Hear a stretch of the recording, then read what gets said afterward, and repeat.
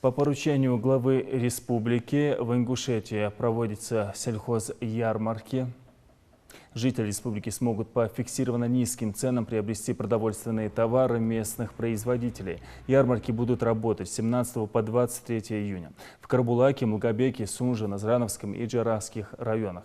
Для удобства покупателей на всех 5 точках имеются парковочные места. Также на рынке фабрика в Назране Минсельхоз Ингушетии развернет 2 павильона, где по себестоимости можно будет приобрести мясо, зерновые овощи, фрукты, мед и молочную продукцию. Приедут и фермеры из соседних регионов Кабардино-Балкарии, Дагестана, Чечни.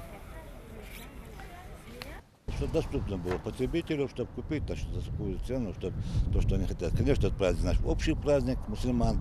Это праздник, каждый хочет поставить что-то, и больше хочется поставить, красивее, чтобы, да, чтобы, конечно, нет возможности у всех, конечно, но чтобы возможность создать для людей, чтобы они купили, поставили на стол, каждый прохожающий, чтобы они поздравили друг друга.